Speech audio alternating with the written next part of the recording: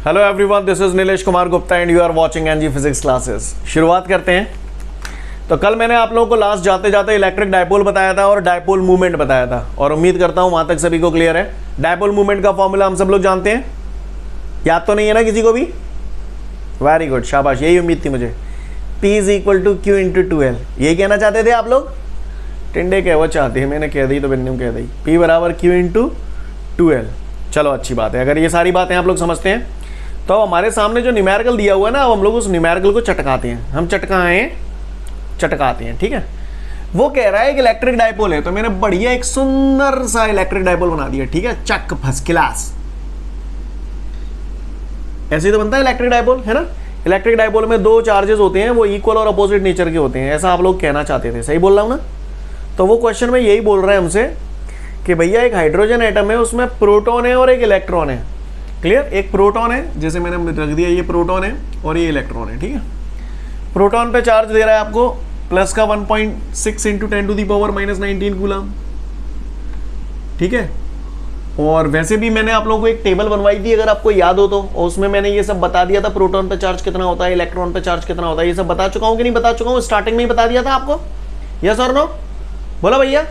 हाँ, तो वो ये बोल रहा है हमसे कि प्रोटॉन है, एक प्रोटॉन है, एक इलेक्ट्रॉन है। प्रोटॉन पे चार्ज ये दे रहा है 1.6 into 10 to the power -19 coulomb, और इलेक्ट्रॉन पे चार्ज दे रहा है -1.6 into 10 to the power -19 coulomb. मैं लिख देता हूँ यहाँ पर माइनस का 1.6 into 10 to the power -19 coulomb.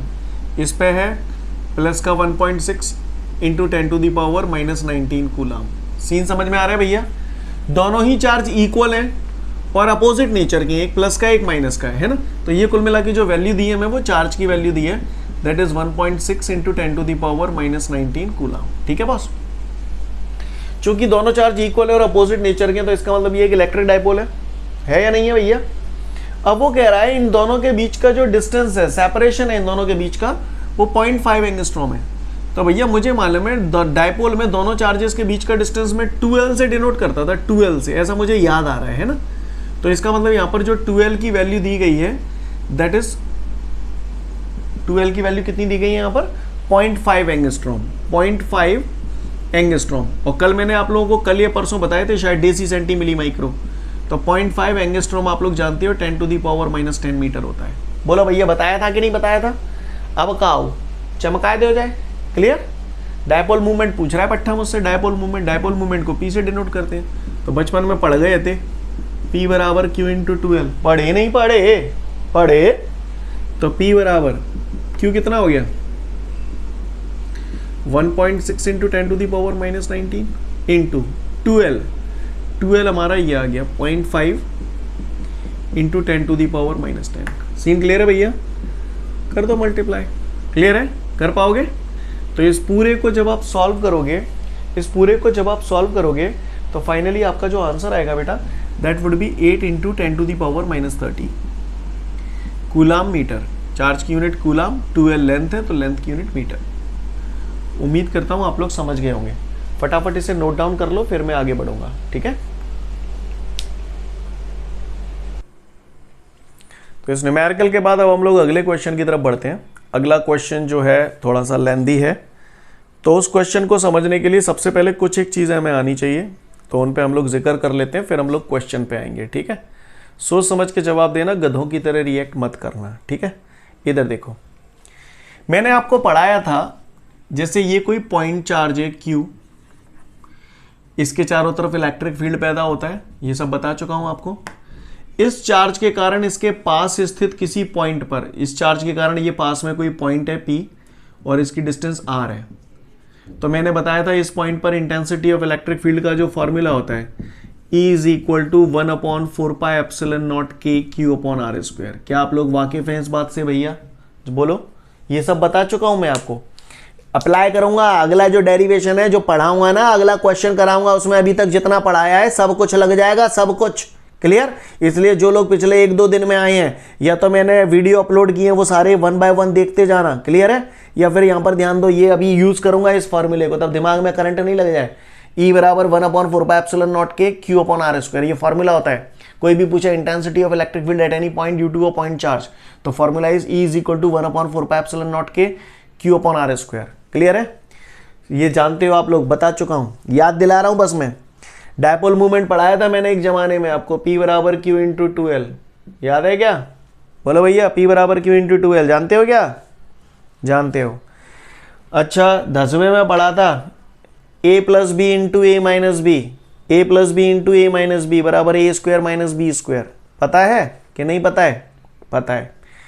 A plus B का होल स्क्वायर होता है A square plus B square plus 2ab, right?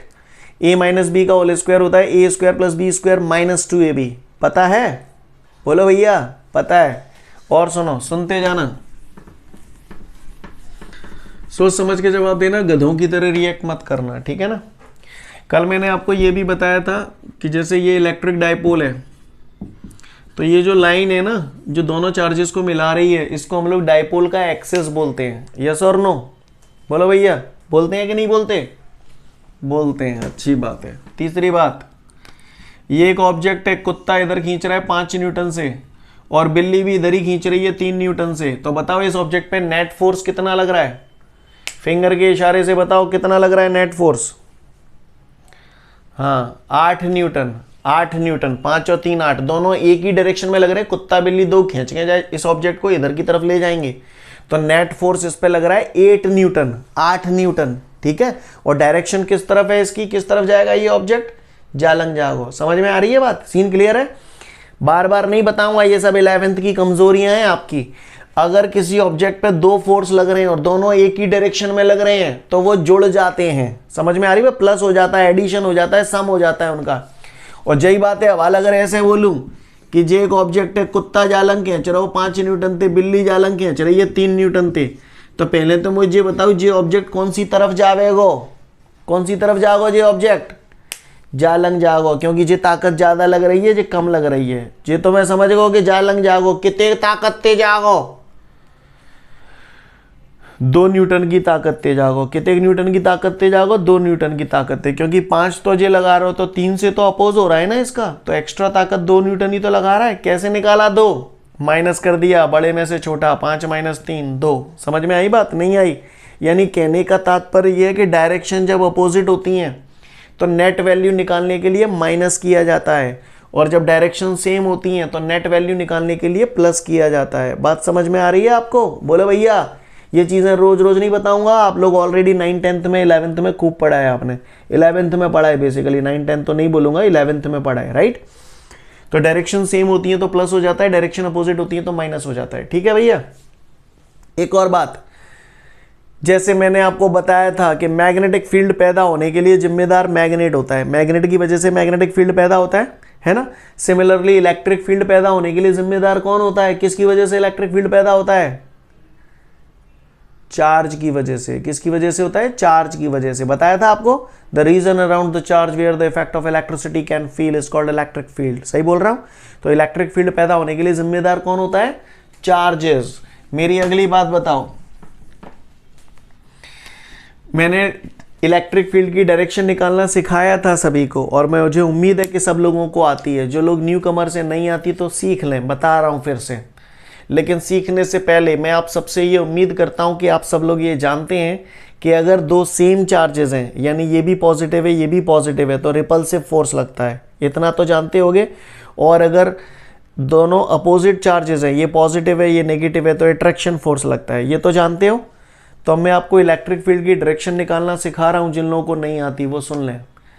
जैसे ये कोई प्लस क्यू चार्ज है, किसी ने पूछा इस चार्ज के कारण इस पॉइंट पर इलेक्ट्रिक फील्ड की डायरेक्शन किस तरफ होगी, तो भैया नियम ये कहता है जिस पॉइंट पे डायरेक्शन निकालनी होती है वहां प्लस मान लो बस। तो प्लस प्लस कैसा फोर्स लग रहा है? रिपल्सिव फोर्स लगेगा। रिपल्सिव फोर्स लगेगा तो ये किस तरफ जाएगा? आप लोग बताओ इशारे से, हाथ के इशारे से, ये किस तरफ जाएगा? इस तरफ जाएगा। तो बस यही डायरेक्शन होगी इलेक्ट्रिक फील्ड की। समझ गए डायरेक्शन कैसे निकालते हैं?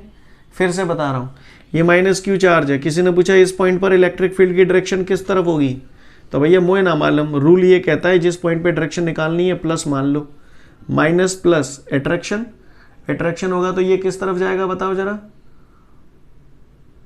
ऊपर की। ऐसे क्यों जाएगा? ऊपर की तरफ जाएगा ना। नेगेटिव पॉजिटिव अट्रैक्शन होगा तो ये पास में आएंगे कि दूर जाएंगे?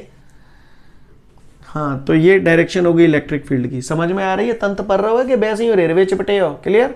बताइए उन्हें। अब मैं ना बता रहा हूं माइनस क्यू चार्ज है, इस पॉइंट पे डायरेक्शन किस तरफ आएगी जरा बताओ सब लोग इशारे से। क्या कर रही हो प्रिया? इस पॉइंट पे डायरेक्शन निकालनी है, पॉजिटिव मानेंगे यहां पर, नेगेटिव पॉजिटिव, कैसा फोर्स लगेगा? अट्रैक्शन फोर्स लगेगा कि नहीं? तो ये किस तरफ जाएगा? इस तरफ जाएगा ना, तो ये डायरेक्शन हुई इलेक्ट्रिक फील्ड की। भाषा समझ में आ रही है आप लोगों को मेरी कि मैं ही मैं समझ में चिपटा हूं? सीन क्लियर है सभी को? आगे बढ़ूं? अच्छी बात है। तो डायरेक्शन निकालना आ गई सभी लोगों को इलेक्ट्रिक फील्ड की। क्या मैं ऐसी उम्मीद कर सकता हूं कि हाँ भाई आप लोगों को डायरेक्शन निकालना आ गई इलेक्ट्रिक फील्ड की? आ गई। एक और बात बता दो फटाफट, नहीं तो बाद में रोओगे। आ जाओ इधर आ जाओ, सोच समझ के जवाब देना, चूतियों की तरह रिएक्ट मत करना, ठीक है जी। अपना मोरेना है, ठीक है, मोरेना जी अपना है आगरा, ठीक है, मोरेना आगरा, और मोरेना और आगरा का मिड पॉइंट मैंने मान लिया है ये है धौलपुर, ठीक है भैया, ठीक है। नाम तो सुने होंगे ना, मोरेना आगरा धौलपुर के पहली बार सुन रहे हो? सुने हैं, ठीक है। सपोज करिए मोरेना से आगरा के बीच का डिस्टेंस है 10 किलोमीटर, और अगर धौलपुर मिड पॉइंट हुआ तो फिर ये 5 किलोमीटर हुआ और ये भी 5 किलोमीटर हुआ। मोरेना से धौलपुर 5 किलोमीटर, धौलपुर से आगरा 5 किलोमीटर। बात समझ में आ रही है बॉस के नहीं आ रही है? पहले ये बताओ फटाफट पूर्ति में, ठीक है। यहां पर दिल्ली है, ये दिल्ली, ओके, दिल्ली दिल्ली रहने दो, ये डी सेम लग रहे हैं। फिरोजाबाद कर लो, नहीं फरीदाबाद, फिरोजाबाद नहीं फरीदाबाद, ठीक है, समझ गए ना? फरीदाबाद सुना है कि नहीं सुना? सुना है, ये फरीदाबाद है।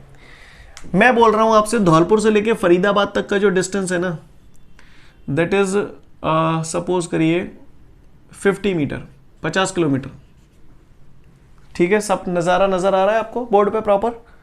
मेरा क्वेश्चन है आपसे, मुरैना से लेके फरीदाबाद तक का डिस्टेंस कितना है?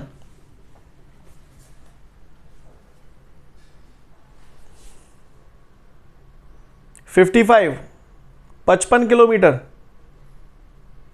और क्या स्नेहा? मुरैना से फरीदाबाद तक का डिस्टेंस पूछ रहा हूं, तो 50 तो ये हो गया, अब इतना और चाहिए, तो ये कितना है? 5 है ना, तो 55 होगा। आप 60 सोच रही थी? खैर, तो 55 समझ में आया? 55 क्यों होगा? मैं तुम्हारी 55 समझ गो, यानी 55 समझ गो। क्या मैं 50 प्लस 5 नहीं बोल सकता? 50 प्लस 5, याद रखना, भूल मत जाना, नहीं तो बाद में कनपटी तोड़ूंगा। आ जाओ इधर आ जाओ। आगरा से फरीदाबाद तक का डिस्टेंस कितना है?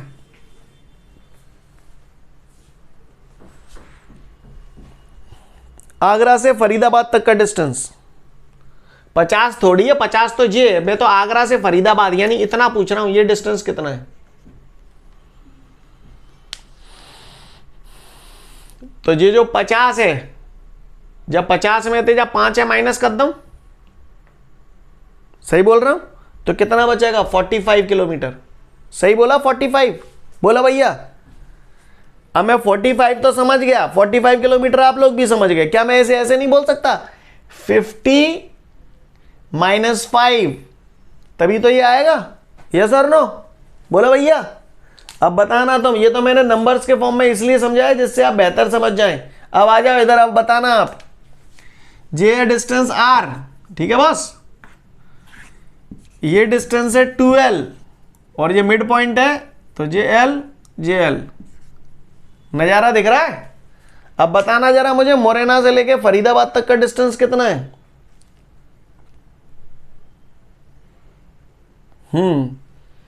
यहां से यहां तक का r हो गया, और यहां से यहां तक का टुकड़ा l हो गया, तो r प्लस l। जैसे अवेल 50 प्लस 5 किया था, वैसे ही r प्लस l। हवाल करेंगे तो बुरा तो नहीं लगेगा? बोला भैया?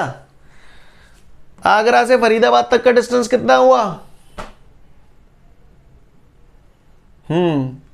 r में से ये माइनस कर देंगे, तो r माइनस l। समझ में आई बात? बोलो भाऊ, क्लियर है?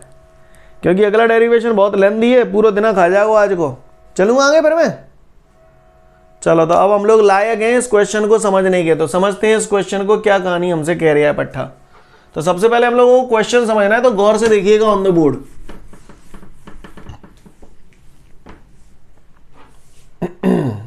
देखिए,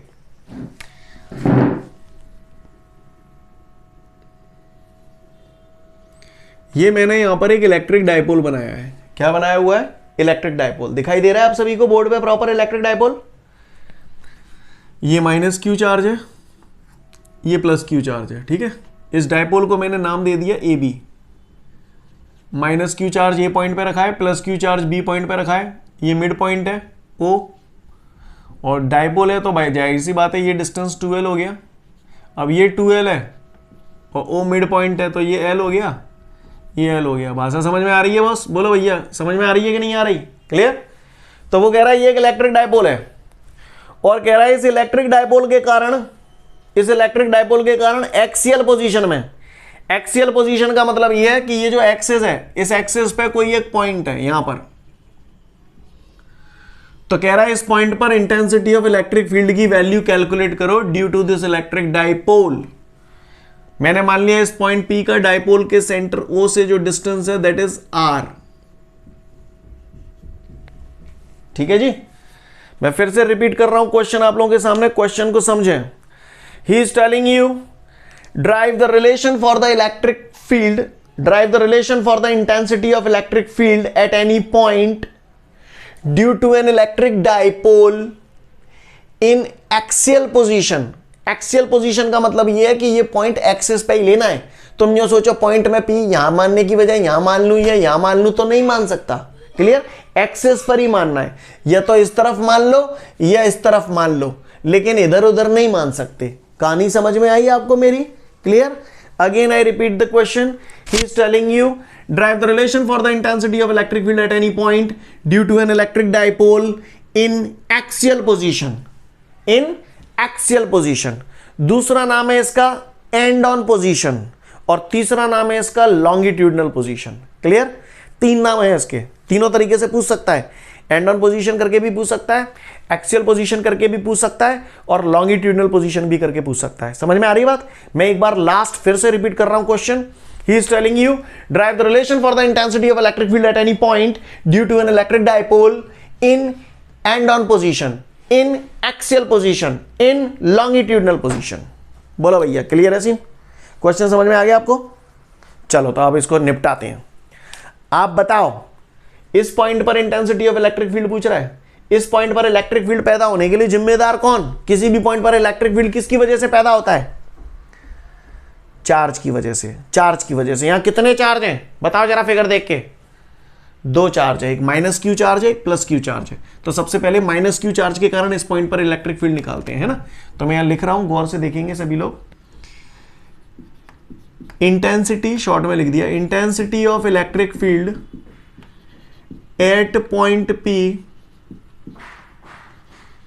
due to minus q charge. ठीक है, माइनस क्यू चार्ज के कारण इंटेंसिटी ऑफ इलेक्ट्रिक फील्ड निकाल रहे हैं P पॉइंट पर। तो आप बताओ भैया, ये माइनस क्यू चार्ज है, इस चार्ज के कारण इस पॉइंट पर डायरेक्शन किधर आएगी इलेक्ट्रिक फील्ड की? सिखाई थी मैंने अभी। माइनस क्यू चार्ज के कारण इस पॉइंट पर इलेक्ट्रिक फील्ड की डायरेक्शन किधर आएगी? तो मैंने बताया था जिस पॉइंट पर डायरेक्शन निकालनी होती है प्लस मानते हैं ना? तो नेगेटिव पॉजिटिव क्या होगा? अट्रैक्शन होगा, तो ये इस तरफ आएगा कि नहीं आएगा? बोलो भैया। तो इलेक्ट्रिक फील्ड की डायरेक्शन ये हो गई, इसको मैंने नाम दे दिया E1। बोलो भैया, बात समझ में आई कि नहीं आई? बोलो भैया। हाँ, माइनस क्यू चार्ज के कारण इस पॉइंट पर इलेक्ट्रिक फील्ड की डायरेक्शन ये हो गई। तो intensity of electric field at any point due to a point charge, formula पढ़ा था मैंने हवेली। E बराबर, बोलो भैया, E बराबर 1/4πε0 K Q। तो ये Q आ गया, माइनस क्यू चार्ज के कारण निकालने हैं ना, माइनस नहीं लगाएंगे क्योंकि माइनस की हद से डायरेक्शन निकाल ली अपन ने। Q/r², Q अपॉन, यही तो फॉर्मूला बताया था, E बराबर 1/4πε0 के Q अपॉन r²। तो देखो E की जगह तो लिखेंगे E1 क्योंकि आप इसे E1 मान रहे हो, तो इसलिए E1 बराबर हो गया 1/4πε0 के Q, ये Q आ गया, अपॉन r²। तो आप गौर से देखिए, इस चार्ज की वजह से आप इस पॉइंट पे निकाल रहे हो, तो यहां से यहां तक का डिस्टेंस होगा, तो कितना हो गया ये डिस्टेंस? R ये हो गया, L ये हो गया, तो पूरा डिस्टेंस हो गया हमारा R + L। स्टेप समझ में आया भैया? बोलो, सीन क्लियर है? क्या हुआ, कोई परेशानी? E1 की डायरेक्शन कैसे आ रही है? ऐसे आ रही है या ऐसे आ रही है?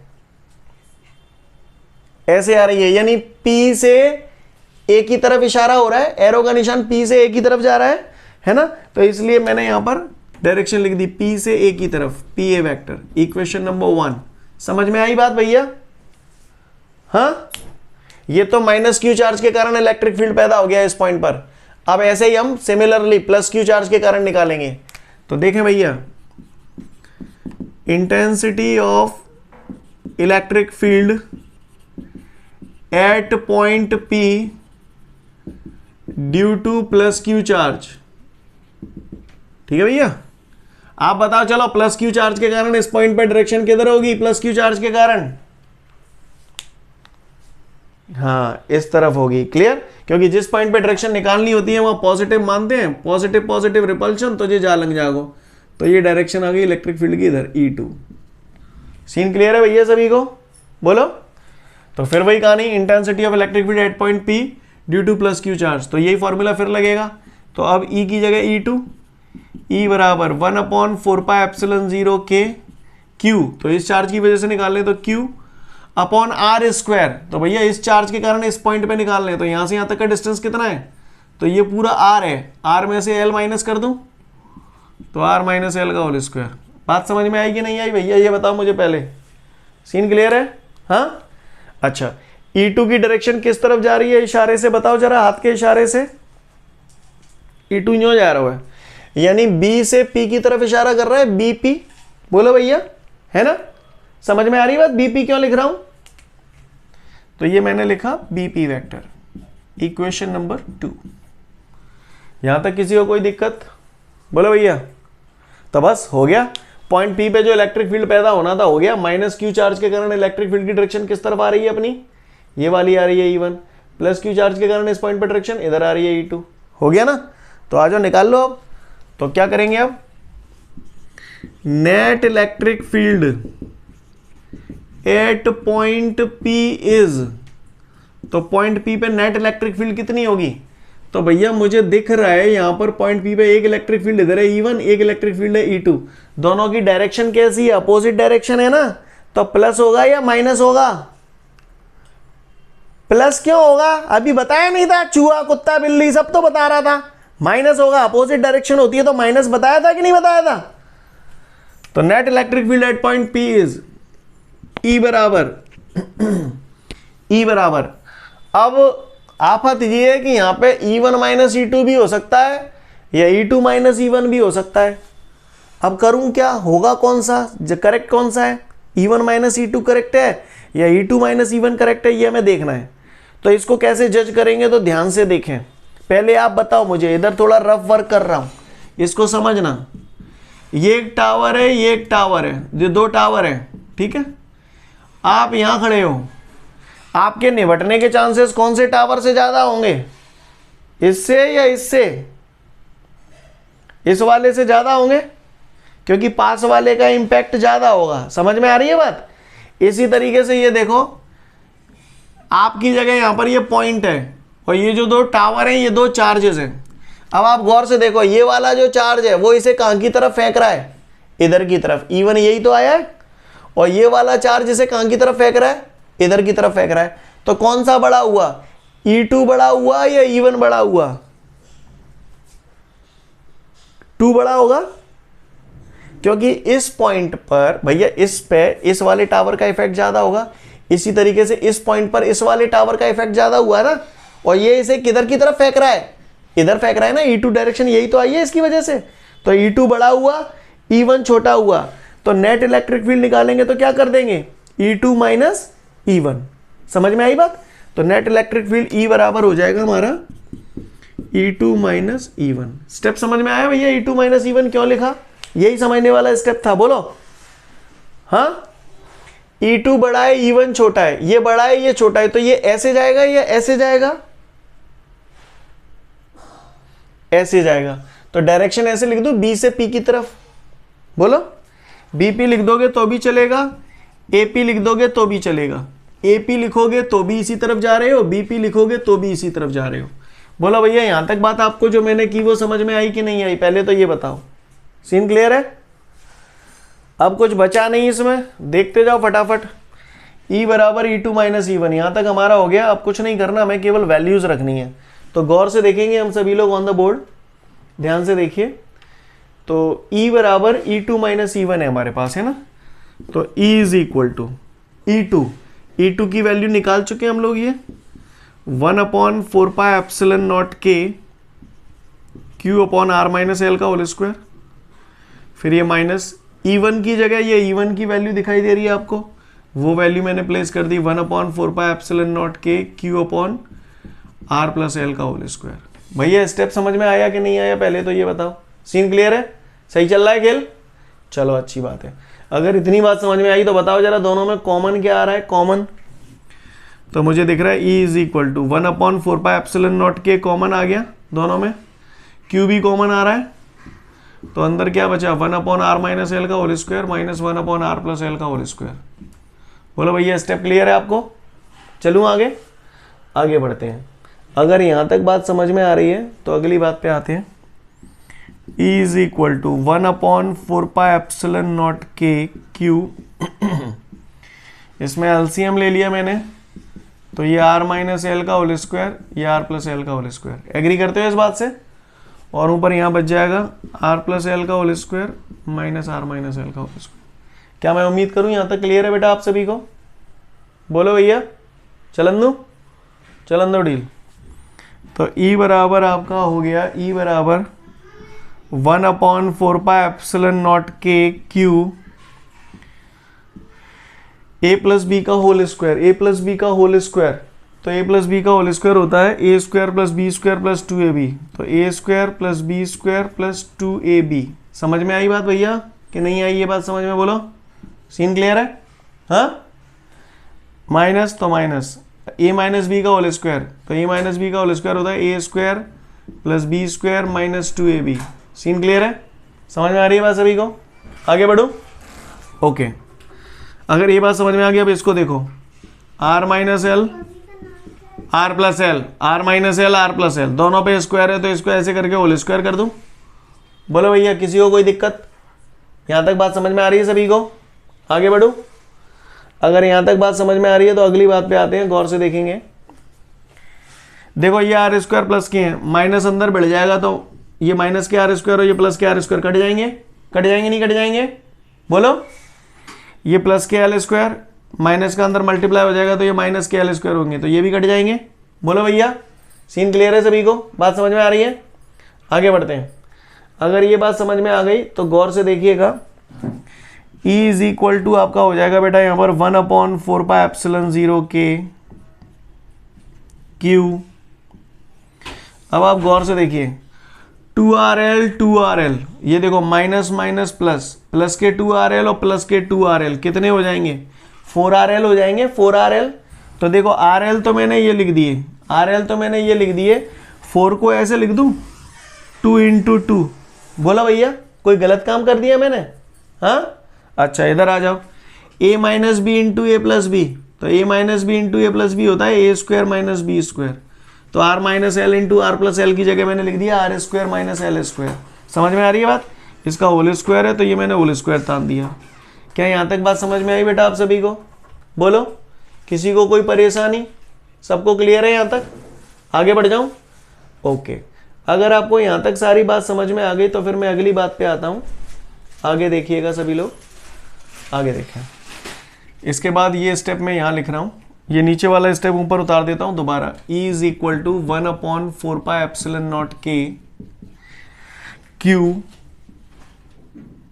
फिर ब्रैकेट में 2 × 2RL divided by R square minus L square का होल स्क्वायर। ये स्टेप मैंने नीचे वाला दोबारा लिख लिया। क्लियर है सभी को, नजर आ रहा है। बोलो भैया यही नीचे वाला स्टेप मैंने दोबारा लिख लिया है बेटा यहाँ पर।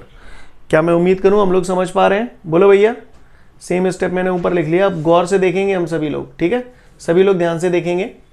लुक E बराबर 1/4πε0 K, ठीक है। मैंने बचपन में ये पढ़ा था P बराबर Q × 2L। बोलो भैया एग्री करते हो आप इस बात से, P बराबर Q × 2L से पढ़ा था ना अपन ने। तो गौर से देखिएगा आप लोग, Q × 2L, तो Q × 2L की जगह तो मैंने लिख दिया P। अब क्या बच गया, 2 ये वाला बचा है और R बचा है, तो 2R लिख दूं। बोलो भैया स्टेप समझ में आया कि नहीं आया? सीन क्लियर है सभी को? और यहां बच गया R square minus L square का होल स्क्वायर। बोलो भैया ये नज़ारा क्लियर है आपको यहाँ तक? ई बराबर 1/4πε0 के 2πr/r² माइनस एल स्क्वायर का होल स्क्वायर। बात समझ में आ रही है सभी को? क्लियर है? हाँ ओके आगे देखिए, अभी खत्म नहीं हुआ। If R is greater than L, R बहुत बड़ा है एल से, आर बहुत बड़ा है एल से, इसका मतलब समझो क्या है, इसका मतलब समझाता हूं क्या है। आर बहुत बड़ा है एल से। इधर देखिए ऊपर ये जो फिगर आपको दिखाई दे रहा है आर, यही तो आर है। आर बहुत बड़ा है, इसका मतलब पॉइंट पी जो है वो बहुत ज्यादा डिस्टेंस पे है डायपोल के सेंटर से, है ना। आर बहुत बड़ा है और उसके कंपेयर में एल बहुत छोटा है, यानी डायपोल बहुत छोटा है। समझ में आ रही बात? और फिजिक्स में जो चीजें बहुत ज्यादा छोटी हो जाती हैं उसे हम लोग नेग्लिजिबल मान लेते हैं। क्या मान लेते हैं? नेग्लिजिबल। तो आर बहुत बड़ा है एल से, तो यहां पर नेग्लिजिबल कौन हो गया, आर या एल? एल नेग्लिजिबल हो जाएगा। एल नेग्लिजिबल हो जाएगा तो एल की जगह यहां पर हम लोग 0 चिपका देंगे, तो फाइनली हमारे पास क्या हासिल हो जाएगा, E इज इक्वल टू 1/4πε0 के 1/4πε0 के 2πr अपॉन एल नेग्लिजिबल हो गया तो आर स्क्वायर का स्क्वायर बचेगा। आर स्क्वायर का स्क्वायर क्या हो जाएगा, आर की पावर 4, और आर से अगर आर की पावर 4 कैंसिल आउट करूंगा तो मेरे को यहां पर हासिल हो जाएगा E बराबर 1/4πε0 के 2p अपॉन आर से आर की पावर 4 काटूंगा तो आर क्यूब। ये हमारा आंसर आ गया। सीन क्लियर है? This is the relation for the intensity of electric field due to an electric dipole in end on position, या फिर एक्सियल पोजीशन, कुछ भी बोल सकते हैं आप। भाषा समझ में आ रही है आप लोगों को मेरी? क्लियर है? ओके तो शांत मन से मैंने 2 से 3 मिनट का समय दिया, हम लोग इसे अच्छे से नोट्सों में देख सकते हैं। एक बार इसकी लैंग्वेज बोल रहा हूं, सुन लो सब लोग ध्यान से। In figure there is an electric dipole A B, दिखाई दे रहा है A B, minus Q charges placed at point A plus Q charges placed at point B. The midpoint of the dipole is O. The distance between the two charges is 2L. We want to determine the intensity of electric field at point P, which is at a distance small r from the center O of the dipole in axial position. Then according to the figure. उम्मीद करता हूं समझ गए होंगे आप लोग। Clear? तो फटाफट नोट्सों में देख लो एक बार इसे। ठीक है, तो आज के लिए पर्याप्त है। मैं उम्मीद करता हूँ आप सभी लोगों को एंड ऑन पोजीशन समझ में आ गई होगी। Thank you everyone, have a great day to all of you guys. जय हिंद।